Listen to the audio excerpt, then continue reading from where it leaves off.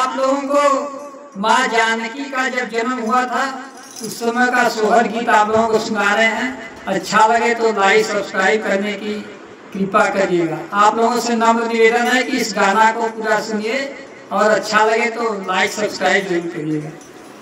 अरे सिया जी के गोदिया उठावली, गोदिया उठावली हो, रामा रानी सुनैना आवली, बिटिया खेलावली हो, रामा रानी सुनैना आवली, बिटिया खेलावली हो।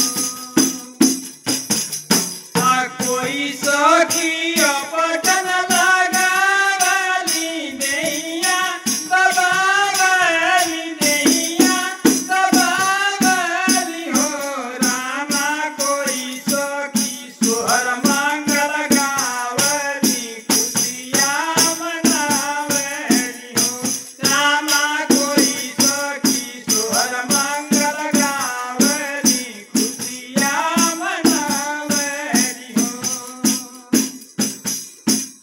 कोई सखी सोने का कटोरिया लियावली, दूधवा पियावली, दूधवा पियावली हो, रामा महिपाल जनक जी जब आवले, भजना बजवावले हो, रामा महिपाल जनक जी जब आवले, भजना बजवावले हो।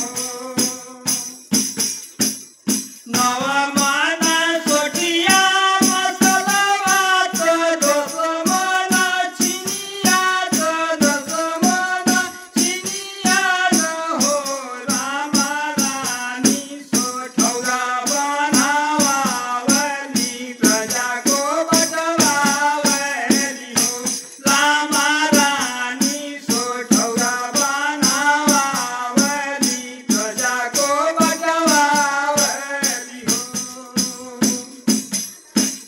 धूप सब